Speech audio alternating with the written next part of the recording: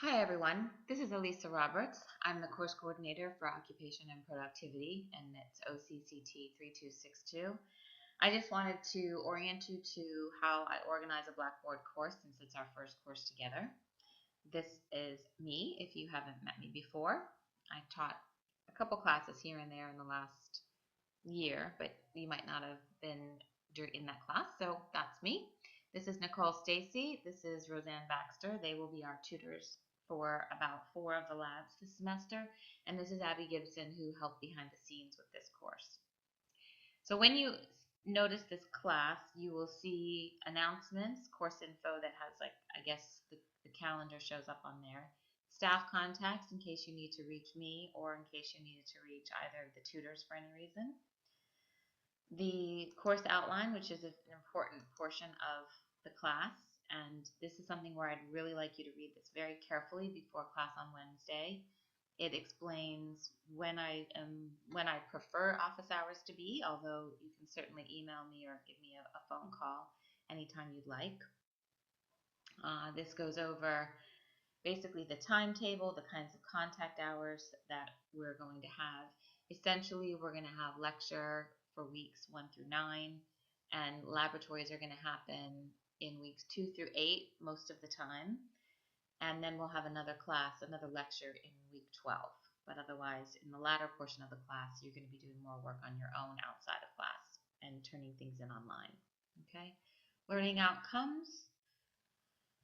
Information, we've got a module 1, which is approximately weeks 1 through 8, 9, and then module 2 is weeks 9 to 12. Sort of week 9 kind of is a bridge between the two modules. And here's the books that we'll be taking readings from, all of which are on short loan for you. And these are just some extra sources of information that might be of use to you for your assignments, and how I'd like to hopefully have you prepare for attending lectures and labs to complete the required readings, view any of the echo recorded lectures that you missed, review any of the online materials, and bring any materials to class. And sometimes when you work in small groups in the lab, we might ask that one student have access to the internet, either through an iPad or laptop or a phone. And we ask that you're dressing in uniforms and closed-toed shoes for all laboratories. This is important for your safety and your professional development. We'll be doing some things in labs that require lifting and moving, and the instructors will dismiss you and not let you stay in class if you show up without your uniform. And I can say that while the labs aren't marked, the practice exercises you do in the labs have been shown to make a bigger difference in your success on both the workplace assessment report and the final exam. So keep that in mind. These are your assessments, which more information will come to you along the semester about each of these, but you can read a little bit about the overview here. You can see the point distributions. Essentially, you have a workplace assessment report that you'll do individually, which students are still talking about how this was a very relevant and practical assessment. I'm going to ask you to, instead of giving you a quiz throughout the semester, I'm asking you to write some test questions as study preparation, and that will inform some of the questions that will be on the comprehensive final exam. This will be an online timed exam. It will be closed book. I will let you know whether it's going to happen on campus or remotely, and whether it will happen during exam week or in week 13. We have to work out some details still before I can make that decision. Let's see. This course is mandatory and must be passed with an average mark of 50% or above, and in order to pass your Bachelor of OT program. No course or lab session is compulsory. Okay, so you don't have to come necessarily. I just am strongly recommending that you do so because it will make the assessments easier. And you must attempt all assessment tasks. And that means an attempt is what a reasonable person, both you and I, would determine is a diligent, full, and honest effort under the same facts of circumstances. So you've got to give it a decent go for you to be able to pass this class. If you don't complete one of these assessments in terms of a fair attempt, then you're at risk for failing the class.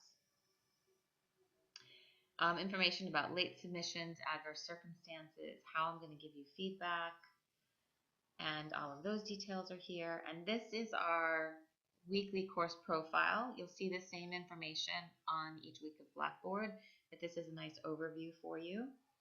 And so each week you'll see what the readings are or what you need to prepare for either the lecture or the lab.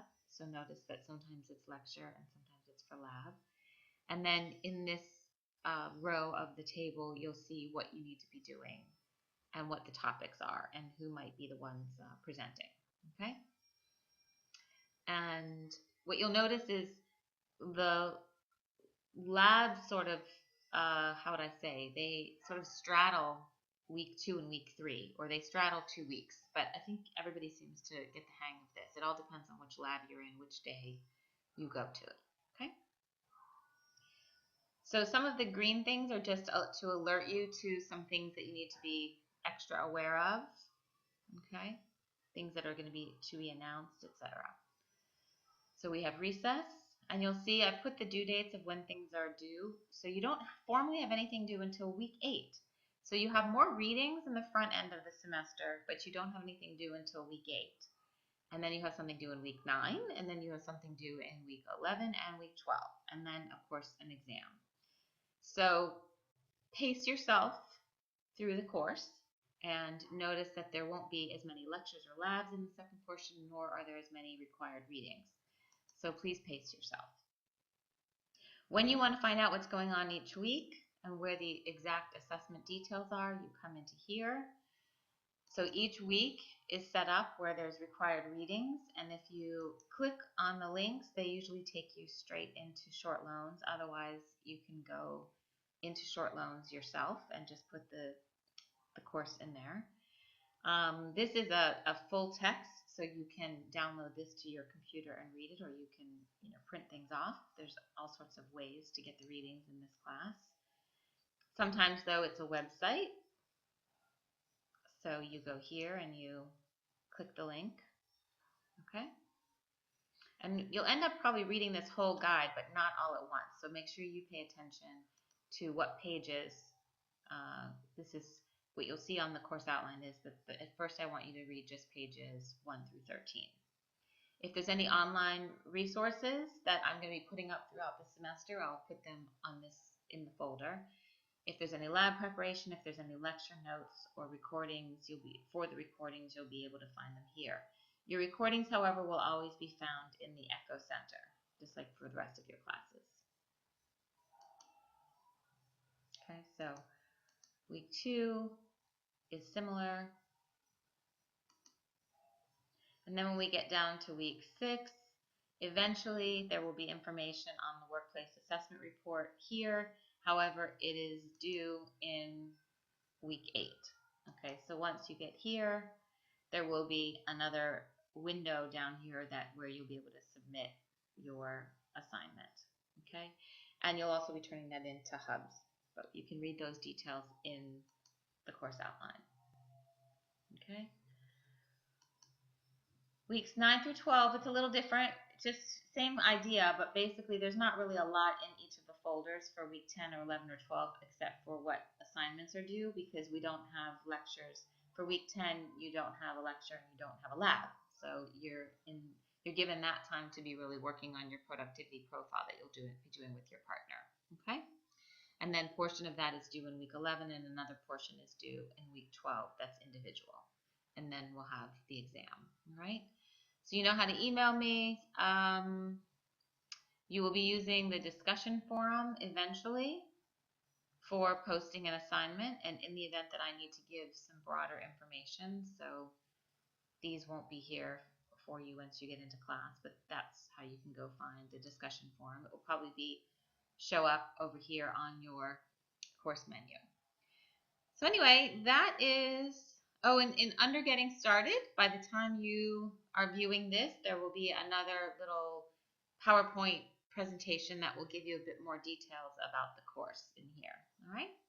So until then, I will see you in class, and I really welcome you, and I think we're going to have a good time.